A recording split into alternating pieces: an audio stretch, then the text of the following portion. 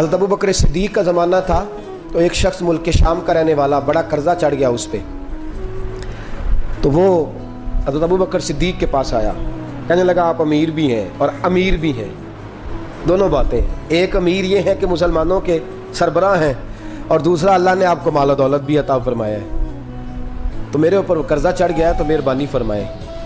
وہ کہتا ہے حضرت صدیق اکبر نے میرا ہاتھ پکڑا، گھر کے اندر لے گئے، باہر سے دروازہ بڑا اعلیٰ تھا لیکن گھر کے اندر گیا تو چارپائی بھی کوئی نہیں تھی، کھجور کی چٹائیاں بچھی ہوئی تھی، کھجور کی چھال کی، اور وہ بھی پھٹی ہوئی۔ فرماتے ہیں سیدنا صدیق اکبر نے بٹھا لیا مجھے اور مجھے کہنے لگے یار تجھے ایک عجیب بات نہ بتاؤں؟ کہ بتائیے۔ فرمانے لگے 3 دن ہو گئے میں نے اناج کا دانہ بھی نہیں کھایا، کھجور کے اوپر گزارا کر لیتا ہوں، میں آج کل حالات میرے ٹھیک نہیں ہیں۔ لگا جی پھر میں کیا کروں؟ تو آپ فرمانے لگے تو عثمان غنی کے پاس جا۔ کس کے پاس؟ شخص کہنے لگا جی مجھے تو بہت سارے پیسے چاہیے۔ تو آپ نے فرمایا تیری سوچ وہاں ختم ہوتی ہے جہاں سے عثمان کی سخاوت شروع ہوتی ہے، تیری سوچ وہاں تو جو سوچتا ہے نا اتنے ملیں گے، تیری ختم ہوتی ہے سوچ جہاں سے عثمان کی سخاوت شروع ہوتی ہے، تو جا۔ کہنے لگا جی آپ کا نام لوں؟ فرمایا ضرورت ہی نہیں پڑے گی۔ کہا جی میں ذکر کروں گا کہ مجھے امیر المومنین نے بھیجا ہے۔ فرمایا ضرورت ہے، صرف اتنا تو جا کے بتانا کہ میں مقروض ہوں اور رسول اللہ کا نوکر ہوں صلی اللہ علیہ، اتنا بتانا کہ مسلمان ہوں، مصطفیٰ کا غلام، بس، اور کسی اضافے کی ضرورت ہے۔ کہا جی وہ دلیل مانگیں گے؟ فرمایا عثمان خیرات کرتے تفتیشیں نہیں کرتا، عثمان اللہ کی راہ میں دیتے ہوئے تفتیشیں 10 روپے دینا اور 100 بات سنانا فقیر کو، تک تو نہیں نا، 10 روپے اور 100 قسم کے تانے نہ دے تو میاں چشم پوشی کر جا، تجھے کس نے اجازت دی ہے ٹٹولنے کی، پھولنے کی اور کرودنے کی؟ یہ حال اگر تیرے ساتھ کیا جائے، رب اگر تجھے ٹٹول کے دے تو تیرا کیا بنے؟ رب کریم اگر تجھے ٹٹول کے دے کہ پہلے بتا نمازیں کتنی پڑھی ہیں، سویرے اٹھتا ہے کہ نہیں، تو تیرا کیا حال ہوگا؟ تو ٹٹولتا پھرتا ہے 10 روپے دینے کے لیے۔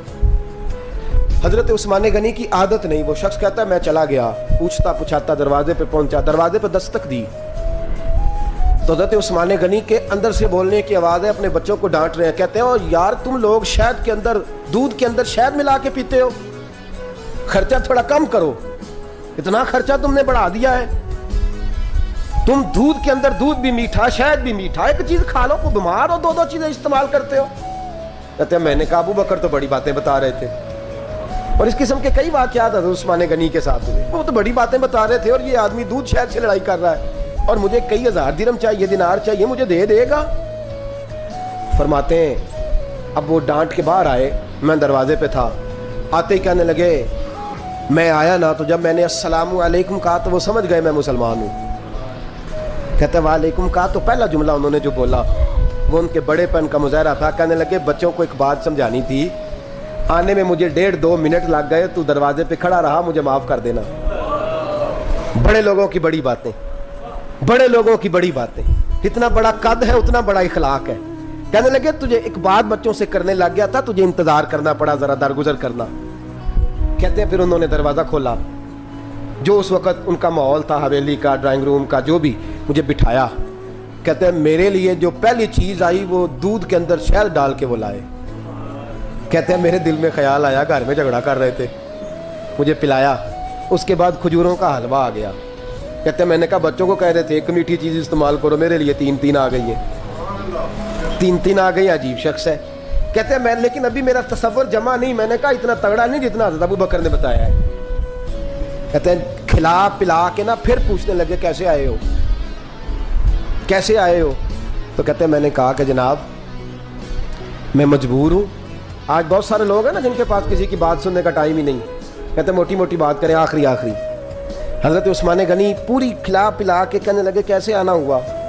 کہتے میں نے کہا جی میں مسلمان ہوں، ملک کے شام کے مضافات کے ایک گاؤں کا رہنے والا ہوں، کچھ کاروباری مشکلات آئیں تو میں مقروض ہو گیا، میرے اوپر قرضہ ہے، مجھے کچھ پیسوں کی حاجت ہے۔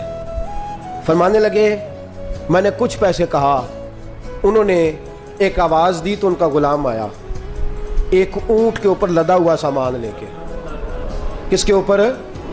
اونٹ کے اوپر۔ کہتا ہے مجھے 3000 اشرفیوں کی ضرورت تھی، میں نے بتایا نہیں 3000 چاہیے۔ اونٹ آیا تو حضرت عثمان غنی کہنے لگے اس اونٹ پر تیرے لیے تیرے گھر والوں کے لیے میں نے کپڑے بھی رکھوا دیے, کھانا بھی رکھوا دیا اور 6000 اشرفیاں بھی رکھوا دیے. تو پیدل آیا ہے تو اب اونٹ لے کے جا. کہتے میں نے کہا حضور اونٹ واپس کون کرنے آئے گا؟ کہنے لگے واپس کرنے کے لیے دیا ہی نہیں تو تحفہ ہے, تو لے جا. کہتے میں کہاں سے چلا تھا ڈھونڈتا اور مدینے میں آیا, اور جب مدینے میں آیا تو پھر اللہ نے جھولی بھر کے عطا فرمایا. کہتے میری آنکھوں میں آنسو آ گئے اور میں نے کہا حضور آپ نے تو میری ضرورت سے کہیں بڑھ کے نواز دیا ہے, مجھے معاف کیجئے گا. میں سوچ رہا تھا کہ دودھ شاید پہ گھر میں لڑائی ہو رہی ہے. آپ فرمانے لگے رب نے جو مجھے پیسے دیے ہیں اس لیے نہیں دیے کہ میری اولادیں موج مستی کرتی پھرے, میرے مالک نے مجھے نوازا ہے تاکہ میں محمد عربی کی امت کی نوکری کروں صلی اللہ علیہ. یہ سخاوت کا حال. فرماتے میں نے نہیں بتایا کہ مجھے سیدنا صدیق اکبر نے بھیجا ہے. فرماتے میں دروازے تک گیا تو میں نے کہا شکریہ, جزاک اللہ, آپ کی مہربانی. تو مسکرا کے فرمانے لگے میرا شکریہ ادا نہ کر, ابو بکر صدیق کا کر. میرا نہ شکریہ ادا کر, شکریہ ابو بکر صدیق کا جس نے تجھے یہ رستہ دکھایا ہے.